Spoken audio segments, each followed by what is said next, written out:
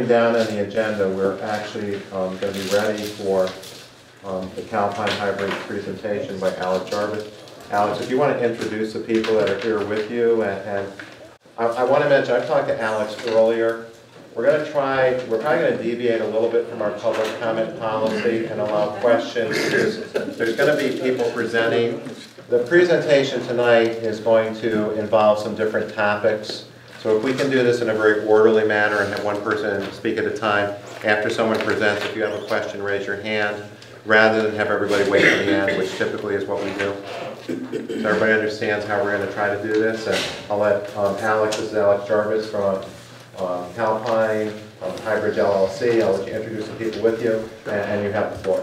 So I'm Alex Jarvis. I work for Calpine. I'm in charge of wind development in the Northeast.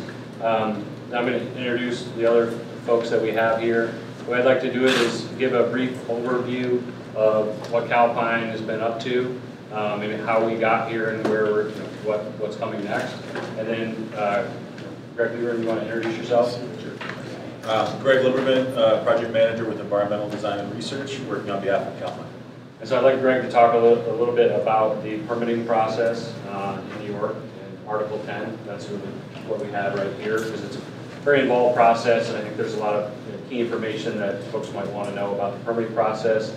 And then Chris, do you want to introduce yourself? Sure. Chris Smith with Fisher Associates. We're the civil engineer and doing survey work for the project. So Chris can talk about sort of how the pieces get put together, transport, turbine technology, civil design. And so we'll do brief summary presentations. If you have a question as I'm talking and you don't understand, feel free to pipe up and let me know, and I'll try to answer that the best I can. And if I can't answer your question, then after this meeting, I'll find an answer for you. So, like I said, I'm Alex Jarvis. I'll start at how we got here. So, this is sort of wind development 101, right? When we're looking for a site, we hope that it has wind, and we've got to test that. We need to be able to plug into the grid, so we're looking for a transmission line that has capacity. We're looking for an area, typically not an urban area, rural area that has enough real estate to support this kind of development. And so those are the first couple things that we do to try to figure out if a site is viable. And then if we go through all these steps, the next thing I do is talk to the municipal officials, start to better understand the towns, right, or the area where you're going to develop. And so in this case, that was phone calls to first the municipal officials and then to landowners, because Calpine doesn't own any land in Guilford, and so we have to lease land. And so our next step was really to start talking to landowners and start to lease land. One of the first things we really need to do is prove out the wind resource, right? We think, we look at computer models and airport data, and we have an assumption of how good the wind is, because that's pretty important to a wind project. But we really need to get that test tower or multiple test towers up and gathering data. And so we did that, released some land, we got a Met tower up, and the last time I was here presenting to the board was really the questions were, what are the next steps? And at that point, we're still analyzing the data, right, to see if it is viable. We didn't have a full year's worth of wind data. We now do. We have a year's plus, and through that analysis of that data, we decided to move forward to try to develop the project. And I'm sure we're going to have a lot of questions tonight about how that development process works, and I'm happy to answer those questions.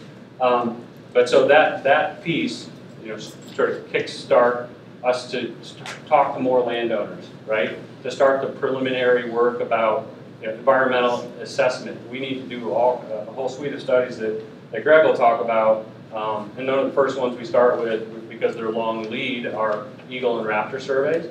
So you might have seen, some folks with high-vis jackets on the right-of-way of the roads throughout the town. And what they're doing is with binoculars looking for raptors, and they're identifying what species, where they're going, eagles as well.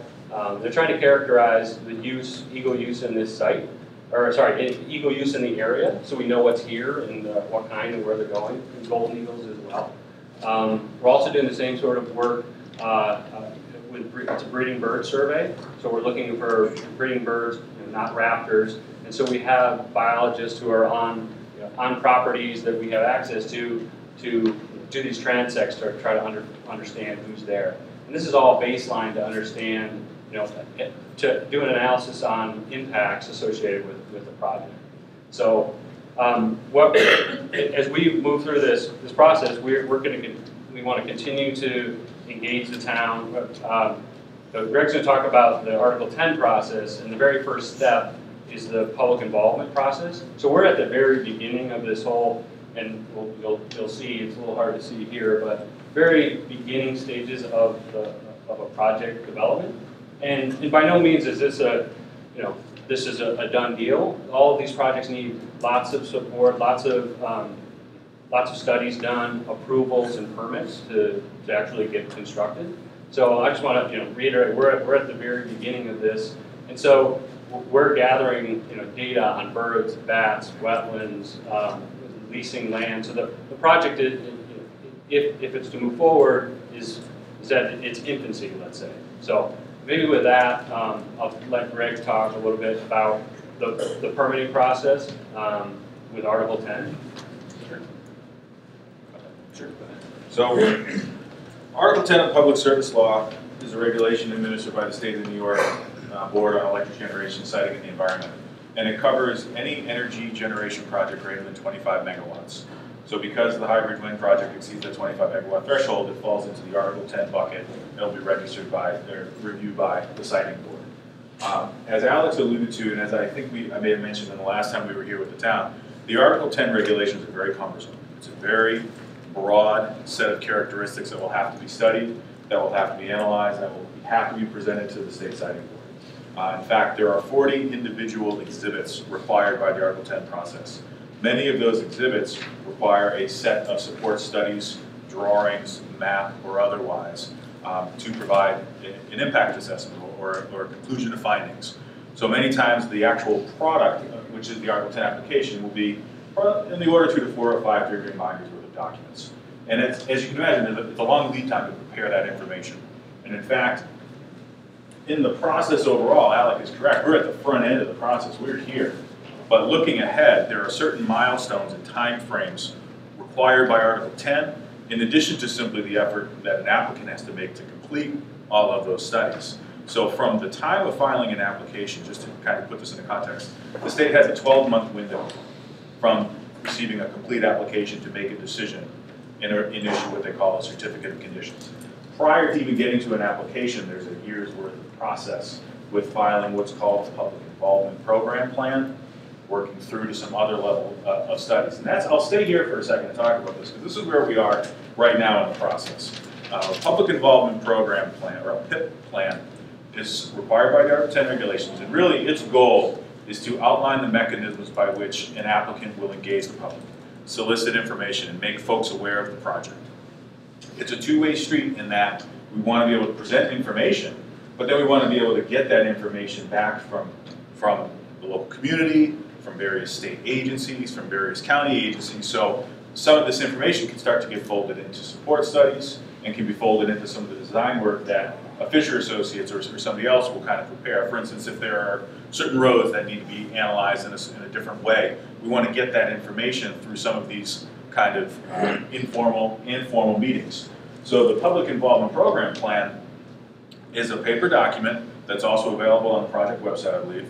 It's also available on the State Siting Board website, and it outlines a series of meetings, open house style public informational sessions. It provides information on the state regulations. It provides information on how the town can solicit intervenor funding. It really outlines all of those steps that the applicant, in this case Calpine, will make to making sure that everybody's engaged in the process and that there's a free flow of information. And just, we're working on setting up that first public meeting, and that format will be where we'll have folks like Greg and Chris and others, experts in their field associated with the different parts of the application, and we'll set up a time, we'll publish it, so you can come in and learn more about the project in this setting where you can talk to the individual folks who are working on the parts of the application. So we're trying to get that scheduled for this summer. And I would add too, the paper copies of the PIP plan will actually be provided to the town. There'll be copies that we're anticipating here at the town hall, at the Oxford Library, and in Norwich as well, to make sure we've got broad coverage so that the broader community can kind of have access to this, a paper copy should that be helpful. What will end up by happening through this process is there's information kind of shared back and forth. The information that's heard from the community will go into what will get filtered into the next step of the process, which is what's called a preliminary scoping statement, a PSS. And the PSS is essentially the document that outlines what studies are going to be prepared and how they're going to be prepared, so that when an application goes in, everybody's aware of what's going to be in that application, so that an application can be deemed complete, and that parties that are reviewing the application have enough information to render a decision. So the scoping, the PSS cannot be filed until 150 days from the PIP plan. So for this particular project, the PSS, I think we're talking September, fall 2018. So from a timing perspective, I just want to make you guys aware of that. There will be a public comment period on the PSS per the Article 10 regulations. There's a 21-day public comment period. An applicant will have to notice that the PSS is coming in the newspaper and in mailings to the town, so that everybody's aware, so nobody's caught off guard because of the 21-day time clock. We want to make sure that everybody can get a chance to look at it. And then an applicant, Calpine, will have 21 days to respond in writing to the comments received on the PSS. And then what essentially will happen from that point in time is really the next step, the next milestone, is really an application. Can you talk about the intervenor funding? Absolutely. Yeah. There are two times in this process where intervenor funding is made available. The first of which is at the PSS level. So we have it noted here. It's $350 a megawatt. Half of the money that goes into the intervenor funding pot is allocated for the host communities, for the municipalities. And really, what that money is intended to do at the PSS level is to provide the towns with funding available to have somebody review the studies, make sure that the wetland delineation study is going to be accurate, provide input on how visual impacts would be assessed, really to have professional services or otherwise review the information that's been prepared. It's the funding isn't available to complete the studies, or the funding, there are some specific criteria that the state siting board provides for that money. It really is intended to help drive and clarify that preliminary scoping statement process. The second time that intervenor funding will be made available is actually when the application is filed. There's a larger pot of money set aside at that point in time, and same thing, it's half of which is geared towards the host communities. However, the goal, the intent of that money changes. At that point in time, there's money made available to review the application, to review not necessarily the scopes of the studies, but actually to review the studies and engage in the process. So the mechanisms by which the town will be notified of the intervenor funding process occurs when the PSS is filed with the state siting board. Actually, when the PIP, I believe actually notices it will be coming. Once the PIP gets filed, a case number is triggered. Host communities will be notified. Who can apply for these funds? The town. The town and other parties to the process. So it could be the county Society. could, the Audubon Society, correct. Okay. And there's a process you have to apply, and at the time of judgment, at the time of a pre-application conference, an administrative law judge will make a decision based on the application and determine amounts and mechanisms by which the funds will be distributed. Very good, thank you. No problem. So the town will then be notified directly by the siting board when a PSS is filed that the intervenor funding applications are available to be completed. And the 21-day comment period will move forward. Everybody will comment. A 21-day response period will proceed. During that time, the towns and or other parties' applications for intervenor funding have to be submitted to the siting board, because the decision on intervenor funding is made at the end of that 42-day public comment response period. Ask a question, how complex are these applications? Not very. They're pretty Something we might be able to do ourselves? I think it's something you could do yourself, probably with help from town attorney, maybe a town engineer to provide some. You have to provide some dollars and some figures. But so far, I haven't heard from other towns in the process. EDR has worked on several other projects, and we haven't heard that they're too cumbersome to prepare. So, I mean, that really is kind of the balance of the process. There's a lot of information I'm happy to dive into if there are questions on the application or specific studies. But I think it would make sense to ask Chris Smith and Fisher to talk about kind of the anatomy of what these sites look like, because that is a big component of these Article 10 applications.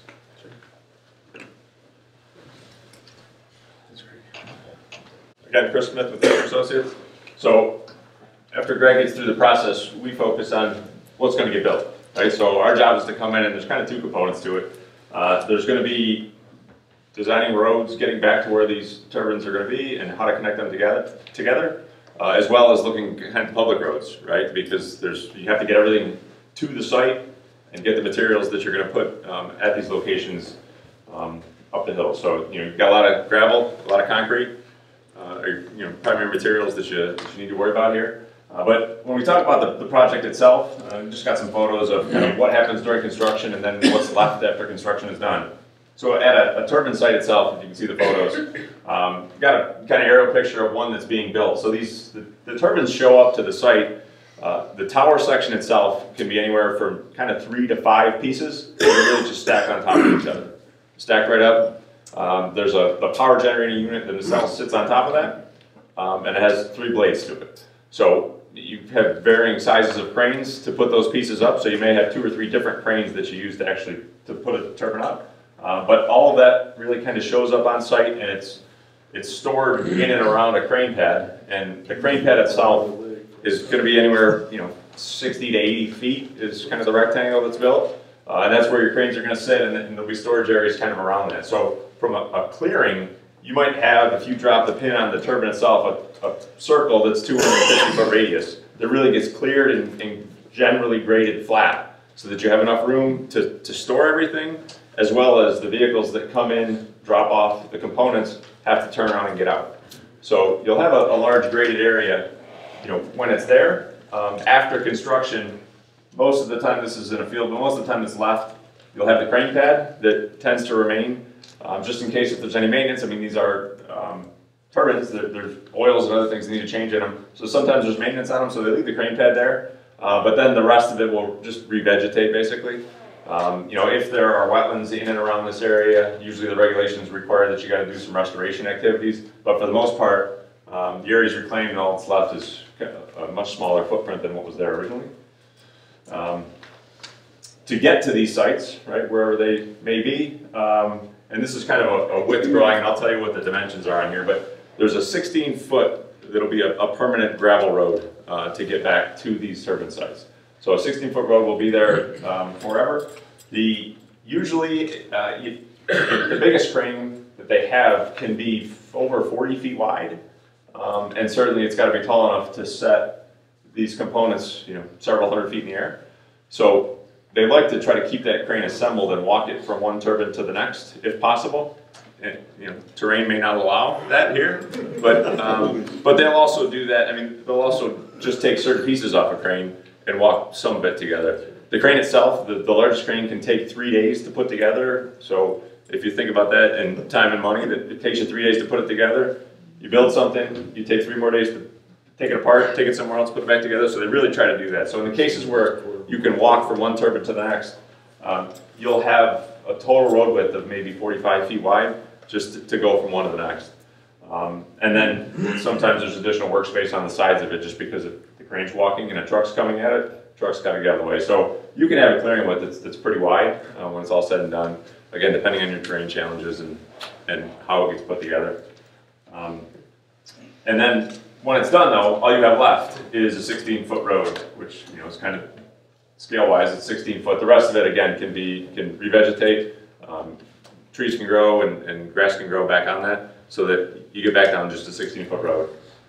To connect all these turbines together, they're connected by a series of underground buried electric lines. So those electric lines will really go from turbine to turbine to turbine to turbine, ultimately to get to a substation. I got a picture of that over here, but a substation will be built, and then there's another interconnect station, more or less 2 substations, to go collect all the power that's being generated, and then transfer it onto the grid. So those 2 facilities are built as well. But right now, the thought is that all of the electric lines that connect these turbines will all be underground. And most projects are have it underground unless there's just a severe limitation for some reason to go overhead, but I'm not looking at that for this. At the bottom of this page is just a couple examples of public road intersections. So I talked a little bit about public roads, but during this process, there'll be discussions with the town and counties, whoever owns whatever roads will be on, but kind of analyze the roads to say what roads currently are wide enough to handle the construction traffic. What shape are they in? Because every project that's ever been built has a road use agreement with the municipality that says, we're going to leave your roads in as good, if not better condition than they were before we got here. And most of the time they are in better condition. If you've got a road that's been beat up and repaired and everything else, you can't repair it to that condition. You come through and really usually fix it to a better condition. So there'll be a process, and I'm sure there'll be conversations between Calpine. We're usually involved as well, because we'll go out and kind of assess those roads, kind of determine what shape they're in, look at all the bridges and culverts that are on the road, see what shape they're in, to make sure that as you're bringing this equipment in, the roads can handle it now and in the future. I had a question, just on Sure. the length of the blades, can you remind me of that? Yeah, absolutely, and I usually use a reference there that the blades can be, they can be 180 feet long. So the best reference I can use is a normal tractor trailer. The trailer part of it is a 53-foot trailer, so you're really 3 times that length, but it's one solid piece, right? So, if you can see a tractor trailer and picture 3 of them back to back to back, and trying to get anything around with that is challenging. So a lot of times the radii of intersections need to be significantly improved. So a normal radius, from 25 to 50 feet is the curve in there. You need to be 200 feet now. So, a couple examples here. Usually you're just trying to fill in the corner of an end. Go ahead. Oh, I'm sorry, I didn't even. No, not at all. I'd rather answer If now. the blades are 180 feet long about, how tall is the tower? Towers. Yeah, so it depends on what make and model you're using. So there's different hub heights or where the nacelle sits and different blade lengths. But for a site like this, where everything will be taller than 100 meters, everything in turbines is meters. So the technology we're looking at here are probably 600 to 650, and it depends as well on the timing of the project when we get completed, because the trend in the industry is actually more generation per tower with longer blades and taller towers, right? And so every couple of years they have new models that have higher output and are a bit taller. Now you're saying 600 meters in height? No, sorry. 600 feet. That'd be the biggest thing I've ever seen. Yeah, 600 to 650 feet from the ground to the tip of a blade when it's straight up in here. I think the tallest one in the U.S. market right now would be 672. That would be all to the tip when it's at its apex, right? And that's on a 130-meter tower. What would that be? That would be 672. I mean, where? What location? No, it's not built. That's what's available on the market, right? A lot of these companies are just GE, Siemens, and Vestas are the top 3-tier turbine manufacturers, and so there's a lot of turbines in the European market, and that sort of drives the evolution. And there's a lot of 100-meter and up to 130-meter towers in Europe. So there aren't that many. There's some contemplated in the U.S. as well, but across the board, you've seen typically it was 80 meters, then there's a jump to 100, and then manufacturers have a varying 105 and all the way up to 100. I think 130 is the max right now. Are there any locations that have towers that high? Of 100, yes. Yeah, 130 meter, I think, is slated for Pennsylvania. There's a project that's permitted, going to construction, but I don't think so yet. But none currently? Yeah, today. So we talk about, you mentioned hub height. Hub height is here, right at the top of the tower. Tip height, you'll hear that reference, and that's the tip when it's straight up in the air. So that's 600, 650 tip height, and then 100 meter, 3 to 350 foot hub height. We talk about those.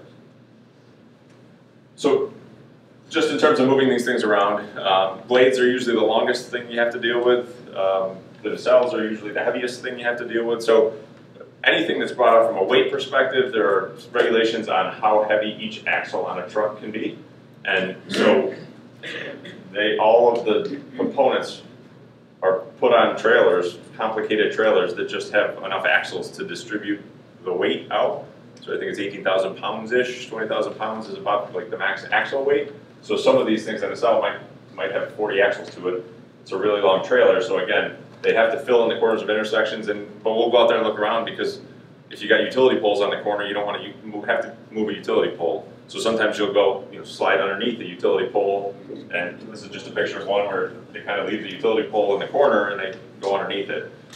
Sometimes there's streams and creeks and other challenges that come around.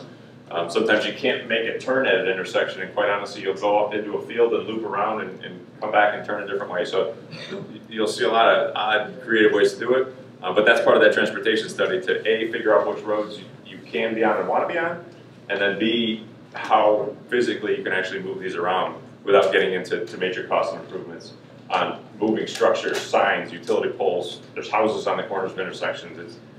Sometimes it gets as complicated just to figure out how to move things around as it does to get through this, right? Of a process and design to get to the top of ridge stops. And the design, the simple design, all of this happens towards the end prior to filing an application. An application would include all this information, but that's after you have all of your wetland data, your bird data. Your goal is to minimize and avoid impacts. So all of that gets fed into a civil design to reduce those impacts, but also allow you to get these pieces to the leased land. Yeah. Are there currently applications submitted right now that are in the works? I've heard that there's 30. Is that accurate? Right, in the Arc-of-Time process, correct? Yeah, I don't think there are 30 applications filed with the DPS 30 turbines. Oh, right. Thirty The plan, 30, for this particular project. yes. Yeah, I can address that. So we did an interconnection analysis to understand how much capacity was in the line, the NYSEG line, and it's right around 100 megawatts. And then, so as we look at the turbines that we could, that would fit the site, that gets us into a range of like 23 to 26 turbines because there's different nameplate capacity, how much power each produces. So we're trying to get to 100, right, 100 megawatts. So, I mean, 24 is probably the right, I say 24, it's not going to be 24, it's going to be 25, or it's going to be 23. But that's about the right number. So that's where you're getting that. In our applications, we say up to a certain amount, so it's up to 30, because of the different power output for each one of these. So, and we haven't made a decision, on what vendors, right? It's like, we need to do a lot of analysis to figure out which ones are suitable and which ones in there that they offer are suitable, and then there's negotiation with these companies. Now, I read they're required by law to work with you, the power companies. Is that true? Like, does NYSEG have the opportunity to say no, or do they have to accept this project? So yeah, it's a federal regulation. So if I'm a generator or a potential generator, I've got to do an interconnection analysis, right? And so we have the ability or the right to interconnect to the grid. But what happens is I say, okay, I want to put 100 megawatts in, and I'm going to go through the formal process that it's with NYSO, New York Independent System Operator. I'll say, all right, this is the technology we think we're going to use. This is where we want to plug in. And then they'll go through, it's called a system reliability impact study. And so they'll determine what we have to do to plug in, but to not have any negative impacts to the reliability of the grid. I mean, there's a lot more study that goes into it and other impacts that might happen, but they're doing a whole study to make sure that we can. And then they give us cost estimates about how much that would cost to be able to plug in. It's the same as a natural gas plant or a dam, a hydro facility wanted to plug in. They go through that same process. The only difference is that if you're a smaller generator, there's a different. Like if you're a smaller project, you go through a different process. Is that answering your question? Yes. Now, you have a test tower up here at the end of each road, correct? Yeah. So how tall is that? I'm trying to get an idea of the scale compared to what an actual tower would be. It's a 60-meter NRG tower. It's 196 feet. And we're talking 600 feet is what the actual tower. To the tip of the And blade. we can see that clear as day from our house, that little test tower. That's very concerning. Very. Go ahead. Yeah. So as part of this Article 10 process, I mentioned before that there'll be 40 standalone exhibits. Exhibit 24 is visual impacts. So, and the applicant, any applicant or in this case Calpine or Hybrid, will have to prepare a visual impact analysis report. And that is something that will be agreed upon in the scoping statement and stipulated to. And it consists of essentially the following components. A viewshed analysis of what the proposed, in this case, let's assume 30 turbines. How far out can you possibly see these areas, going out to a 10-mile radius? Identification of what's called a sensitive site. This is something like a state park, a church, a school, areas where there's recreation, so that we can kind of get a sense on, is there going to be the potential for a viewshed impact to a sensitive site, and really trying to characterize landscape similarity zones, whether it's a residential property like yourself, or a commercial property, or a town property, really trying to understand what the areas are from which these things can be seen. And then what do these views look like?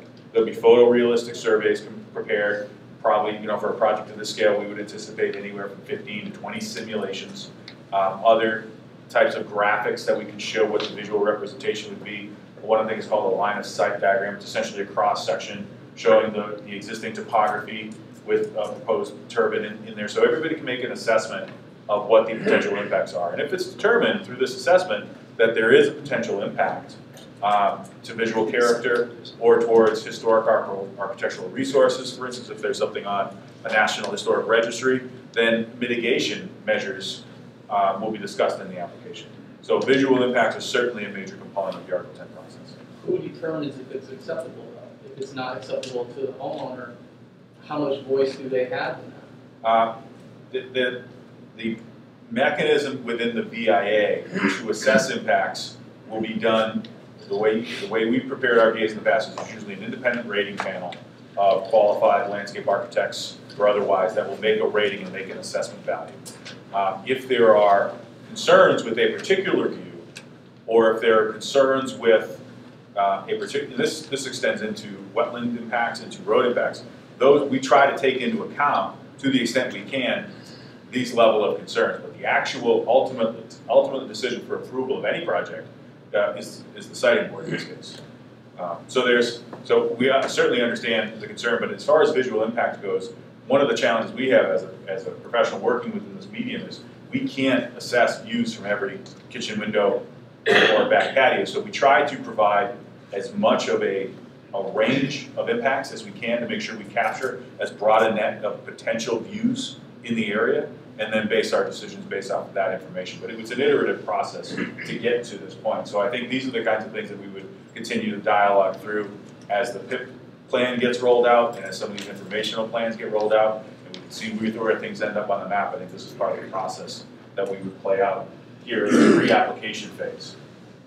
Yeah, and we want that feedback, right? And I mean, you can't hide these turbines, right? They're tall, they're big, right? These are, I mean, that's just that's a fact. So, yeah, don't want to cover up that fact because you can see you'll be able to see these turbines. And to Greg's point, we're going to try to minimize the impacts and do these studies to best characterize. What do you do to minimize the impact? What does that mean? What can you do?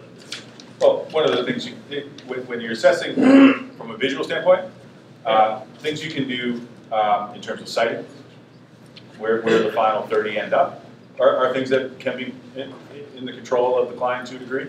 Other things that can happen with respect to, as Alex went, we're not going to put up an arborvitae to block a 600-foot tower necessarily, but with respect to the O&M building, with respect to the substation, depending on how the project final design comes together, there are things that can be done with landscape planting, there are things that can be done with other materials. And the purpose of the VIA and the purpose of Exhibit 24 is to explore what those potential impacts are and then discuss how they were avoided to the extent they could be, how they were minimized based on the information that we've gathered during the outreach, and then what mitigation measures may apply. For instance, a common mitigation measure is, let's for instance, in a project, there's an impact to a national project on the National Register, and there's a cultural resource impact to a property that is a sensitive site, that's a town resource, and now all of a sudden there's a viewshed impact to that. There are mechanisms by which the State Historic Preservation Office can coordinate a mitigation component either through funding of other projects in the town to maybe making improvements in the facility or different mechanisms. So there's a suite of options that kind of get rolled into these exhibits to demonstrate avoidance, minimization, and mitigation. Yeah. Oh, I'm sorry. At this point in time, do you have any sort of a sketch plan as to the area that would be involved? You know, where are we looking at? I know you mentioned earlier you have like a box. Right, so we didn't bring the figure from the PIP, but the PIP that has been filed shows basically a box around our area of interest. And the reason we don't show an turbine array is because we don't have all land, you know, we have at least all the land. We're still, you know, we haven't done any wetland work, right? We're just started the bird work. So that really identifies, and that's a defined term as part of this process. This is where we think we're going to be. And then there's all these buffers associated with what we have to look at outside of that facility area. And so that is public information.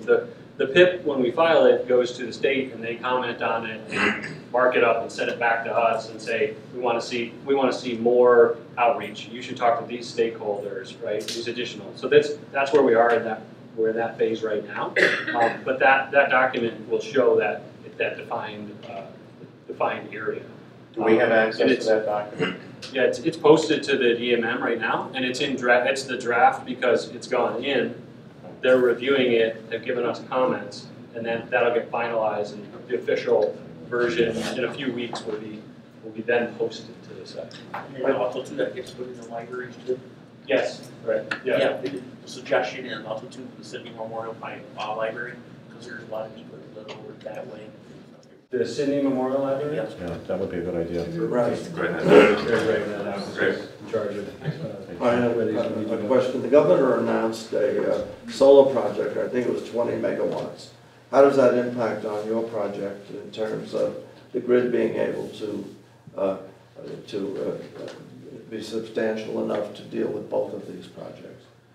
Yeah, so I don't know where that project is, but what happens is it depends on where that one's located or any other generation. And so when we plug in, when we do an interconnection request, they'll study our project with other generation and proposed generation as well. So they'll model it that way. And then also what happens is if we get through that phase where they say, this is what you need, this is the components you need to upgrade or lines you need to upgrade, then it'll go into a class year for the whole state, right? And so all those projects for that that class year get studied together, and so then there's a price tag and number of upgrades associated with that, and then those all move together into a class and then go out the other end. And so you would lose some projects and some stay in, but that kind of addresses the New York statewide assessment of all of this new generation. Yeah, the project is very nearby. I think it's half a mile from here. Now, I was asked to ask a question from the Chenango County Eaton Airport. Has that already been studied, you know, whether or not this is going to interfere with flight patterns between Eaton and Norwich and Sydney Airport? And that was one of their concerns.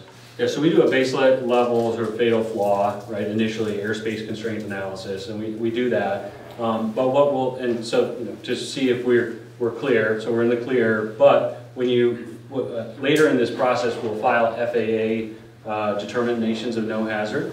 So we'll indicate where each individual turbine will go and its height, and then we'll have to get a determination from the FAA that goes through this whole process to address what you're talking about, impacts to private, municipal, all airspace. So that'll happen later in the process.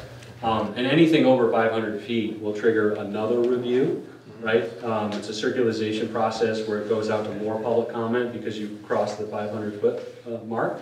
So there's another level of outreach to those agencies. And then on top of that, in the Article 10, we'll do consultation with the airports as well and get feedback prior to filing that application. So, and that'll be in our PSS, right? How we're going to do it, who we're going to talk, which individual airports we're going to talk to, and then we'll have to demonstrate what the feedback was, what impacts they saw, and that'll all get folded into the application. Okay. Basically, my question is, how long is the process? tell me by the time, how long is the process? And then also, when you finally come to the point where you know you're gonna be putting up towers, are you going to tell anyone? I mean, are you gonna have a report as to where everything is so we could review? So maybe that last question first. You'll know prior to filing that application, right? Well, actually, sorry, when we file that application, that is a culmination of all that work in civil design, and all of the stuff will get locked down. Because Chris will he'll do a civil design for each individual turbine and the location, and how the roads are, where the roads are going to be, how wide they are, all the turbine choices that we think we're going to choose. That will be a public document that gets sent to the agencies. So that point you'll know what that's prior to the review of the application. So we slide it across the table. They get to review it for 12 months or more, right? And there's back and forth and tweaks that are happening during that review. And if the issue a certificate or a recommended decision to approve the project, then there's a compliance filing, and then we could start construction. So Okay, what we're thinking about this project is 2021. So you can't Right. pinpoint it, you can't give us an estimate of 5 years, 8 years? No, yeah, so 2021 is where we're thinking, just looking at how long it takes to go through this process, where we are today, right? And we want to be able to be complete by the end of 2021. And that means that year, the construction happens. We typically assume a year to construct. So it means all the permits were issued, let's say, the end of 2020. And your company will let us know, people that do not have 100 acres, Sure. people, all the small town people, you'll let us know exactly where the towers are gonna be located. Yeah, we have to. It's part So of the- Okay, so then just like the public information plan will be made available to the town, including with the City Memorial Library, the PSS will be made available at the library, at all the repositories, as will the application, which will have all the design drawings, all the studies, all of that information. And one of the components of the application is, Exhibit 12 is all about construction and how the town will be notified and how complaints will be handled and how all of this coordination and what Alex's phone number is so that everybody can call him. Okay. And I can tell you, Involvement? from a construction standpoint, I mean, there's, and one of the slides here just kind of shows the construction yard. I mean, it might be 10 acres of construction trailers and vehicles and storage of equipment. I mean, there will be a lot of people here building this project for a construction season, right? We talk in construction seasons in the north. So, this year it's a shorter construction season. Seems like winter's trying to drag out for us, but this project could generally be built in one construction season. But the contractor itself has daily tailgate meetings. There's daily correspondence with the school districts, with the town, with people that are in the area. If they're gonna be delivering components on your street or in your neighborhood, and they're gonna have any flaggers that are moving traffic, that kind of information literally goes out daily. And the contractor, the owner set up protocols so that folks can be notified to know what's going on. Because again, there will be a lot of people here building this, and contractors value safety. I mean, safety is a big part of this. So making sure everybody's informed, particularly school districts, emergency service folks that says, hey, we're gonna be in this area. If you have to respond to an emergency, this is where we're going to be, so that we can all work together to make sure it's a safe operation. So that is a process that is Just one more question. Very simple. How loud are these windmills? How loud are they? How will they affect our ears, Sure. our hearing? I mean, sound it's not a simple answer, and I'll try not to go too long on it, but each of these turbines has a rated output. Right, so for the purposes of the application, because it's not built yet, right? So we have to model it, right? So each turbine has a guaranteed sound level, and so we have a whole sound analysis that we have to do to once we know where the turbines are and what type they are, what the expected sound levels are on the face of the earth, right?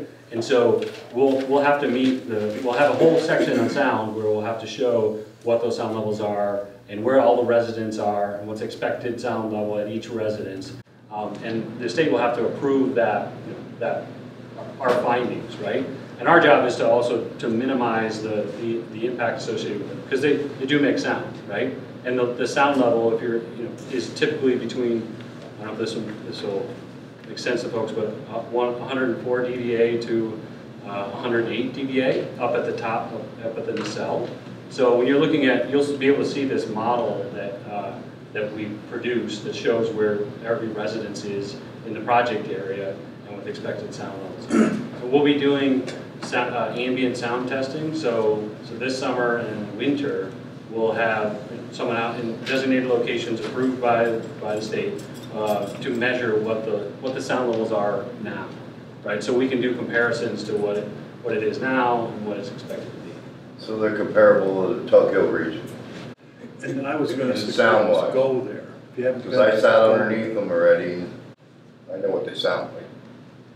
And some models are less or quieter than others. We're gonna, if we do more than one turbine model, we're gonna model the worst case, and that's what we're gonna show. I would say generally speaking, the technology has improved significantly since the first versions that were built in New York State 15, 17 years ago. So I think, I understand your point, but I think what you'll find with these newer models is that the sound levels will actually be lower. The other, I guess I would add to that too, we talked about the technology itself that we're getting to 4 megawatt machines or larger machines. Usually the larger machine, the fewer you have in a project and the more spread out they are, generally speaking. So when you go up to the Tug Hill, they're slightly smaller, but they're closer together. I mean, some of those are very close together. So when you start to aggregate the sound in particular and visual, quite honestly as well, they're more in a denser area, but they generate 1.5 megawatts each, right? So for each one of those, for each 3 of those, there's one here. Kind of. Now, your company does have a website. I think a lot of people are aware of that you can take a look at, and it has links to Article 10 if you want to start reading that document. So there is stuff that's out there. There's a lot of pieces to Article 10, right? And we'll post, we've already posted the draft PIP. Everything the big documents, we'll post them there as well. They're already on the state site, but we'll put them on there as well. I'd just like to go back to an earlier answer and make sure I understood it. Is there any place where someone can go to see towers of the size you proposed? So I know in Maine there are 100-meter towers. The Herkimer, I think the Jericho. I think Jericho's under construction now. No, it's done. Construction's done. And I think they were greater than 500 feet. I just don't know the height off the top. So I can get back to you on the closest. If the question is the closest, tallest, yeah. I just don't know that off the top of my head. You can just let us. Yeah, send it to me, and I can post it on our website. There's also Forest City, PA too, I think. We're Florida Power and Lights got something down there. That's 29 minutes, right? We'll verify whether it's taller or what the size is. What's the projected lifespan of a wind farm? And what happens when it's over? Sure. So part of the process. So it's usually 20-year anticipated life of a project, and as part of the process, there's actually a decommissioning plan put in place, as well as money set in place to be able to take a project down if for some reason something happened. I mean, Calpine's been in business a long time, big-time power generator, plans to own and operate this facility. But if for some reason they can't, there's money set aside that says something happens with this project, the town can access that money and take down the facility. But there is a decommissioning plan that'll say what needs to be done. Most of the time it's take all the equipment down, go 4 feet down to get clear, chip out all the concrete, all the rebar, cover that up so you can use that land again as farmland or otherwise, so that you can essentially not know that the project was ever there. But that's put in place and that's held throughout the life of the project. But generally it's a 20-year lifespan. But I mean, there are projects now that are 10, 15 years old that they're going through processes of repowering them because they've been successful projects, right, for the communities, successful projects for the owners. And they're better technology, so they're putting new turbines up with better technology to continue for another 15 or 20 years. There's a project out in the western part of New York State right now where they're evaluating keeping the foundations in the towers, but just replacing out the nacelle and putting a newer, more efficient model up on top. So that will be outlined in the decommissioning plan as well, whether it's a repowering or decommissioning.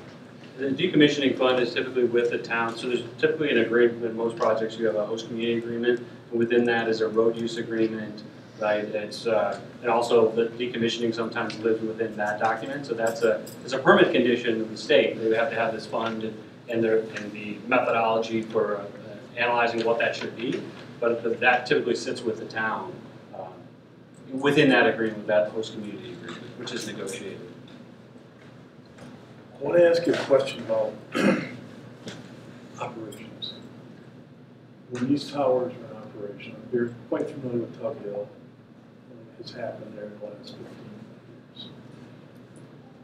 And I am also aware of some of the little fires they might have had on the bearings field and the towers and things like that. So my question is based on emergency response. I would assume that there's no way anybody's going to do anything with the cells on fire. I'm making some points here for some of the audience too. And the other part of that is, who is going to service the nacelles? Your own people, contractors, or are you going to hire local people? And it doesn't have to be a long-winded answer, because I'm going somewhere else with it.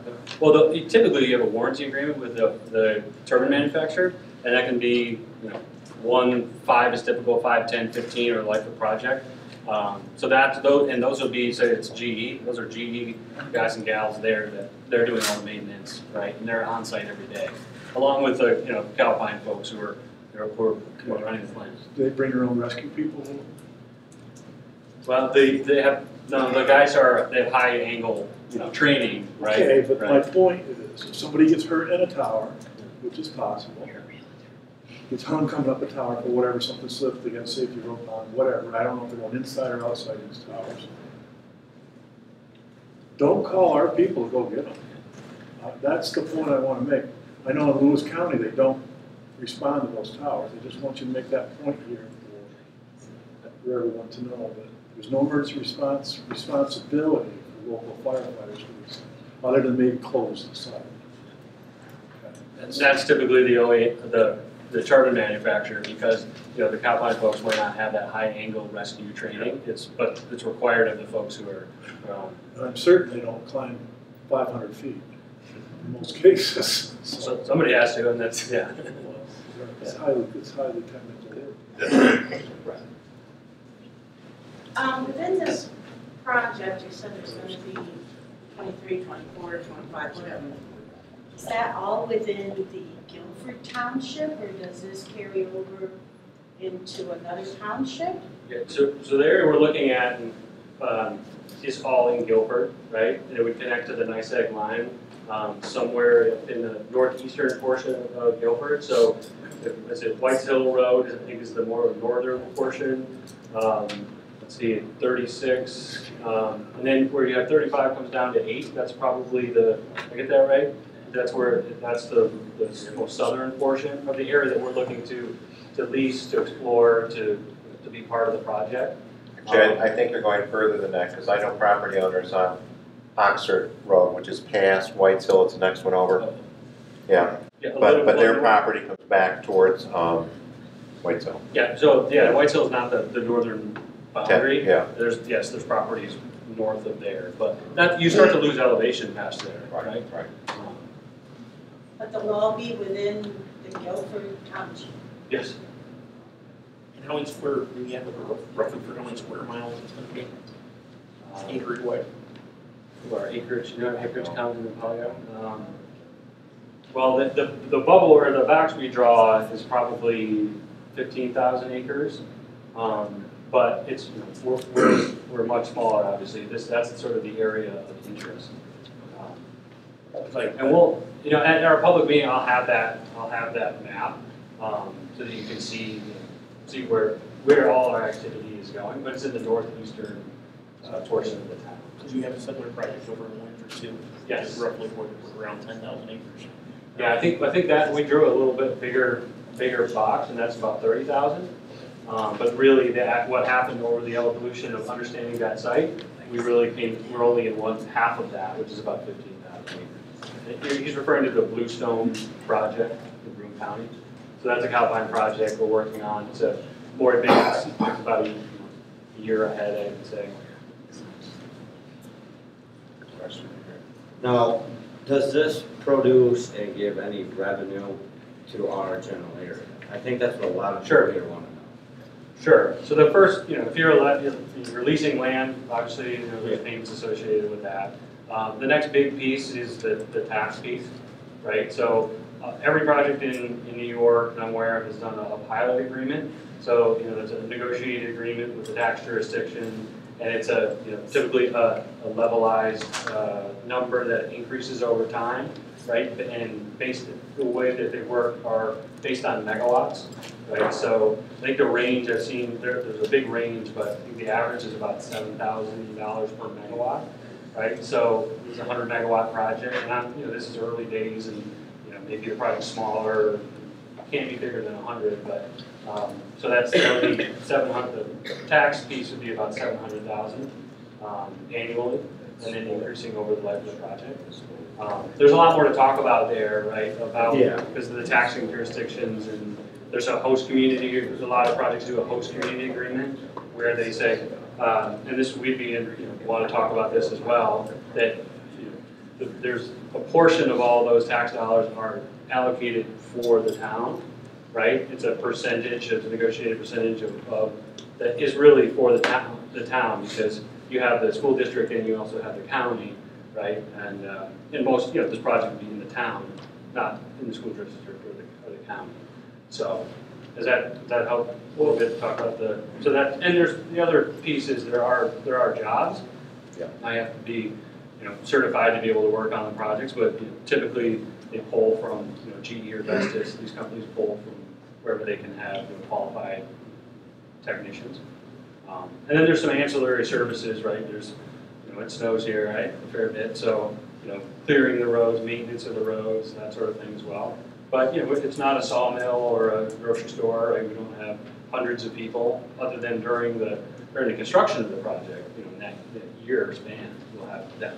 Yeah, during construction, there could be 300 jobs that people are working on this. That lots of times they'll pull local companies in to do maybe the grading, excavation, tree clearing. But beyond that, all the restaurants, anybody that owns a car shop, repairing tires, those kinds of ancillary benefits are tremendous during construction. And there'll be a socioeconomic report to support the application that will model out what these potential direct and indirect benefits are. Okay, that'll be during the process, but how is this energy going to benefit the community of Guilford? In other words, are we going to get a benefit somehow, meaning our electrical, it would help us, because you're doing a lot of power going into another area. So how, because we're producing this with our wind, okay, is that going to benefit all the people? Yeah, the benefits come through the taxes, the jobs, and the lease payments. Those are the main three. Well, we're a wholesale generator of electricity, right? So we're going to help with the reliability of the grid because we're another generator on the grid. But there's no direct link to. There is a suppress. You could think about it as a suppression in prices. Your bill, because we're a cheaper form of energy, right? But there's no direct link like, okay, everyone in Guilford's electricity bill is going to go down because this project sits in Guilford. I used to live in Holland Township, New Jersey, and there we had a lot of electrical towers and so forth, and the electric bills were very low. So this isn't going to have anything to do that for everyone in the community. Yeah, there's no link between our generation in this town and a reduction in your electricity. Okay, so your company is the one that's going to be making the money from what you're doing up here. That's what I'm saying.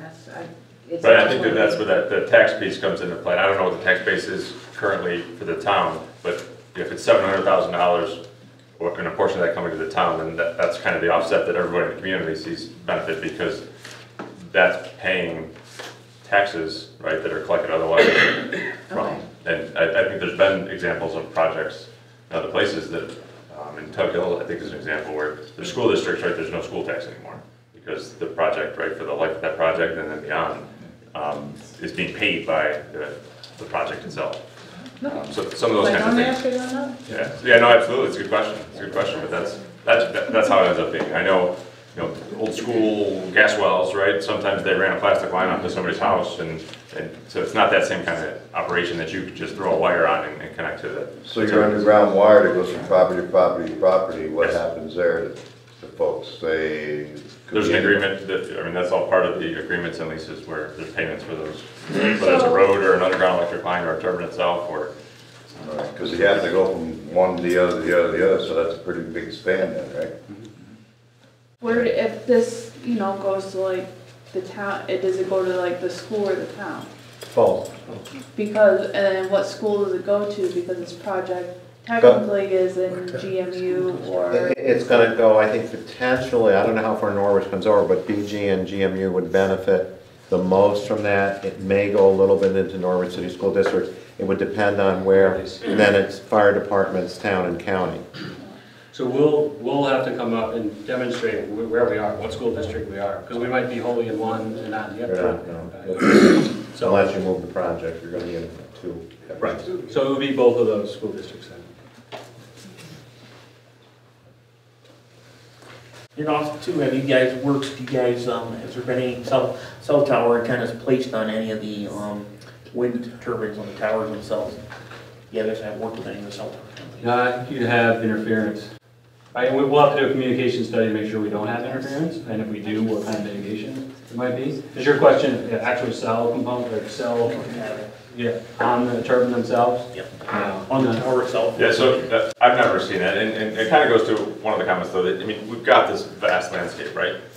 We start to, that gets smaller and smaller as we figure out which parcels are leased, and then there's a certain setback that you want to stay from houses, and there's a certain setback from roads, and then there are towers that, right, there's beam paths going between towers, so you can't be in those, and so you've got wetlands and other restrictions, so, there's kind of the setback map that gets created that says, you've got 15,000 acres that you're starting with, and you've got these little tiny circles that you can actually put things because there are cultural resource constraints and other things that get in the way. But to the question about actually co-locating cell tower, I've never seen that, and I think, as a turbine spun around, it would create interference with the communications that were, but I've never seen it. So, what security is in place after the project is finished and the construction plan goes away? Are there fences around these things? Or? Typically don't fence around the perimeter of the project. If there's key access points and the landowner wishes to have a gate, then there would be a gate there. Cameras or things like that? Cameras to see vandals aren't there doing them? Not unless it becomes a problem, but typically no, we don't have that. There would be a fence around the substation. Sorry, yeah, around the substation. The substation, right. So, I'm just curious, so you've got 25 towers, and you're gonna have them all connected, basically underground and stuff. What do you do when there's somebody in the middle that doesn't want to release their land? We don't have rights, then we've got to design it, so they're not part of the project, or go around, or, that's a blockage and the project's over here and can't get through. So, I mean, that's just, we don't have eminent domain, right? And that's how all these projects are put together. And that's honestly, I mean, that's a question of where are you going to put these, right? The hard part is you don't know where you're going to put them until you know the land that you've got available to you and how you can connect them together. So it will feel at times like, geez, I just want to see where you're going to put them. But until all the land assigned is enough land assigned to produce a viable project that can all connect together, you can't put one together, right? There's not one to put out there, right? So that is a step, and along the way, I think at times you may feel that, geez, I just want to see where it's going to go, and there's not a layout yet because it's just not together yet. There's not one that's fully connected. I think that's a good point. Like right now, we said we're starting up here, right, at the early part of the process, and it will start to crystallize based on a lot of these feedback. So Chris is right. There will be a point where you're going to say, geez, I just want to see where it is so we can make decisions and move along. But it unfortunately is an inherently complex process that we'll work through. And we had, I today have a conceptual design where, and we're on the highest points, right? But I know those move. I mean, for all the reasons we just described, everything pushes these around. And there's also spacing in between, right? So depending on the turbine technology and the motor diameter, they have to be certain distance apart, and you do an analysis to figure out if it wakes or negatively impacts the production of the next one. So that all goes into it as well. Because our goal, the goal is to minimize impact, but also maximize the production of electricity. Which literally will change on a daily basis what this layout looks like. And as you talk to landowners, it says, I don't want it there, move it over here. Well, that's gonna affect this one over here, which affects that one over there. And so, it's a pretty fluid process right up until you get to the point that you're like, okay, got land, application's done, and application goes in, and this is what it is. It's literally till the last couple days. It's stressful those last few days. Based on past projects, how close, as far as the sound is concerned, how close have you been able to have homes located next to these where it's acceptable? Like instead of decibels, what's a distance? Because I've read like 1.2 miles at least away from the towers to where you have no noise impact. Because I've read where people at night are hearing these in their sleep, they can't sleep. It doesn't take much to keep you awake around here. It's typically very quiet around here. So I'm going to go back to the decibel because it varies over distance and topography and reflective surfaces, but it's I think for other projects, if you looked at applications, it's going to be 45 decibels at a non-participating residence, and that'll be a nighttime limit. Right? So that. Do you know how close you've been able to get to a home where it's acceptable? Like a distance, you must have. Yeah, so internally we want to be sort of a design goal at 1,500 feet away, right? That's where we're starting, and we want to be farther, 1,500 feet or farther. So when I give a criteria to Chris to say, okay, take everything else into effect, but also your setbacks from residences are 1,500 feet or greater. What does that leave us? Where are we? And then from that, we also look at what's this, with a certain turbine technology, what's the actual sound levels at those residences. Which can increase that number, right? Like, which can change that depending on topography and. Right. So what happens after the fact when it's up, running, and it's keeping people awake at night, and it's already a done deal, it's running? Well, what happens to those folks? Want to talk about it complete? Sure. So ideally that doesn't happen. Ideally that everything's been able to be sited and the sound powers are low enough that we're under the thresholds and nighttime impacts aren't a concern. However, there are a couple of mechanisms I would kind of make you guys aware. There'll be as part of the requirements in Article 10 and as kind of part of Calpine's practice, there'll be a complaint resolution plan that will be developed and made available to the town. It includes post-construction, specifically for noise in terms of how that process ought to play out in terms of voicing a complaint, notifying Calpine, and there'll be requirements placed upon the owner based from the Article 10 process that will look at whether it's long-term monitoring, looking at real-time decisions so that after it's built, those items can be identified if they're found and remedied in an appropriate manner. What made you choose this area? Yeah. So I think when I first started talking, all these pieces have to fit, and you think they do in the beginning, right? Can you plug in? Is there enough capacity in the line, right? Is there enough wind resource, right? So as you look at New York, right? There's certain places you're not going to be, or they're already developed, and we just go through a sort of screening process to figure out, okay, does it have these characteristics, right? And the reason probably someone wasn't here 5-10 years ago is because of the wind resource here is not as good as it is on the Tug Hill, right? But the turbine technology has advanced. It really allows for the development because they can spin at lower wind speeds and they're more productive because of the design. Does that answer your question? You said that you submitted your ideal locations for these, and that has to go through an approval or whatnot, but have all the landowners have you been in contact with all the landowners for your original idea?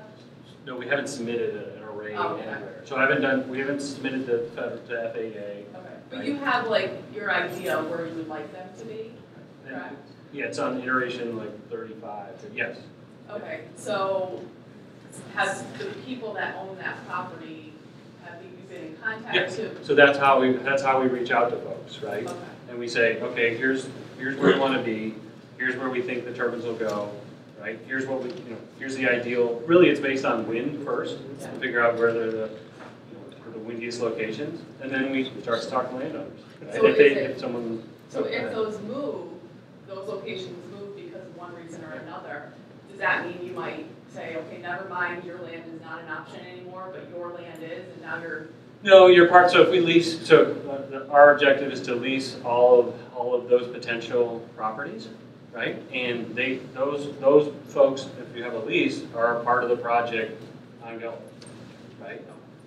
That answers that way? We don't say, well, sorry, I mean, it's. How much do landowners get per turbine per year? So that's it's a range, but what? It's a private negotiation with the landowners, so. It's private? Yeah. I mean, it's a contractual agreement between the landowners and the. I'm hearing 25 to 50,000 per turbine per year. Is that accurate? Can you say a little bit? That's a private discussion. I have a question. When you measure the background noise, what time of the day or night do you do it? And how long is it done just at one instant, or is it over a period of time? Because I've heard there's a difference between doing it on a Sunday afternoon when there's no traffic, or when there's industrial traffic. Our goal is to try to get representative of all of those times. So it's a 2-week period. And we have 24/7? Yeah, the equipment stays there for that 2 weeks. I see. And we can share the protocol. I don't know if it was in the PIP, but we could certainly provide that. Yeah, because we have to vet that methodology of how we're going to do it with DPS, right? And they say, yes, okay, your sound analysis protocol is sufficient. Yes, you can do it that way. But it's over a period of time. It's 2 weeks. It's summer and winter. Summer and winter. Season. Sounds different than winter. That was the problem on other issues in the past, measuring these big diesel things. Sure. They would do it on a Sunday when it wasn't operating. Or when it was operating, they would say that's the background noise. And we get the leaf on and leaf off conditions. Can you explain the purpose of an intervener and how they're usually selected? Sure. Intervenor funding is made available to parties in the process. Parties in the process are the 5 state agencies, Department of Health, Department of State, Ag Markets, Public Services Commission, as well as host communities, and anybody, in this case the town of Guilford, and anybody else that applies and successfully obtains party status. So on other projects there have been instances where a local nonprofit would apply for party status. So the parties are essentially those that can apply for intervenor funding. In this case, the town will be notified when the PSS is filed. The town will be notified by the siting board that here's your application for intervenor funding. And at the PSS stage, the monies are squarely identified by the state to be used by the intervenors for assessing scopes of study, commenting on scopes of study, providing input as to what you'd like to see in the PSS, or not necessarily for, well, we're going to hire our engineer to do our visual impact assessment. The state is very clear rules and requirements as to how those monies can be spent. When will that happen? When the preliminary scoping statement is filed later this summer, early fall, I think we're like 6 months from late September. So we can't file, we filed the PIP and you statutorily can't file the PSS for another 5 months. So that puts us into September. I think late September is when, at the earliest, the PSS can be filed. When that's filed with the state siting board, the applicant does not coordinate intervenor funding. The state handles how the intervenor, the applicant will provide the check, but the state will handle how those funds are distributed. And so as the town, in this case, would apply for intervenor funds. I would suspect you would get everything that would be asked for. Municipalities typically get, the funds that are sought. And then there's the administrative law judge at the pre-application conference will explain the process by which those funds can be spent and how the process is implemented. In other words, I think it's a reimbursement program, but there are steps that have to be followed, and that will all be explained following filing of the PSS. Has the project in Broome County reached this point in time? Yeah, they applied for intervenor funding, prior to the administrative law judge conference, and were awarded that. And then Delaware Otsego Audubon was also awarded a portion of that fund. And that was, that's right. Town of Windsor, Town of Sanford. Exactly. And they decided to work together. Gotcha. Okay. Are those blades made by anything different than up north? Because I've seen them fling some ice pretty far, right, too. Pretty far when that gathers ice. Yeah, so that's one of the reasons they look at setback and distances from roads and from houses and everything else is that take into account, I mean, it's shadow flicker and it's sound and it's potential ice So that's a big blade that can clean some ice up there. So if there's ice, I mean, typically what happens if there's ice buildup, right, you're not getting, so the wind speed and the production don't match, right? So you know that you have ice buildup and then there's a shutdown. Shutdown. And the shutdown really just when it warms up, but basically the mitigation there is just to stop them, it thaws and falls off. Right, right. Who is liable for anything, okay, say a person in town has 200 acres and they have 3 turbines on it, and something happens and someone gets hurt, who's liable? Well, we are unless it's a negligent act, right? But even if somebody just attempts to do something on your turbine, it's not your fault, but it's your property. You know, your piece of, who, even though we're leasing it to, or the person is leasing, I don't know the person, who's liable? I'm only asking for the people's protection. We are, I mean, the landowner's not gonna be working on any of the components, right? Or any of the turbines or anything to do with the project. They might be traversing those roads. But, I mean, ultimately, the liability is on these. I mean, could there be a lot of legal issues stemming from this? Is this the only thing? Believe me, I work for a company and the company got sued and I got sued personally, okay? I want to know if it would be the same thing with that. If somebody has 200 acres, they have a turbine. I could say that I've been working in this industry for about 15 years in different projects, and I have heard very little, if any, of those. If somebody smashes a snowmobile into it, and if it, they're saying if it wasn't there, it wouldn't have happened. Or right. So I mean, in my mind, the first thing I go to is it's kind of the same as any, if somebody smashes into a tree off a snowmobile trail or a cabin in the woods or other things. Like I think it's a similar kind of situation that most of the time it's. And will the landowner's insurance go up just for having it there? Just for having a turbine on the property? Okay. Just for having a turbine on the property? Yeah, if you're leasing the property for that, it's still their property. Yeah. And all what those was insurance, their homeowner's insurance? Yeah, so any like insurance premium increase or tax, let's say we got to remove the acreage from 480A, that penalty associated with that removal because of our project, that's our responsibility. And all taxes associated with this new improvement are the company's responsibility. You'd be pulling it out of the ag. If it was an ag value, then you'd get the 8-year rollback. Yep, all of that. Same thing with 480A forestry. If you look at our agenda, we have a lot of things to do, and I don't want to kind of shut conversation off. At this point in time, thank everybody for coming. If you want to stay for the rest of our regular board meeting, you're very welcome. What we're going to do is open to our regular public comment from the floor in a few minutes, but we'll take a short break here for people who may want to leave. And if you want to stay, once again, you're very welcome. And once again, thank you for coming.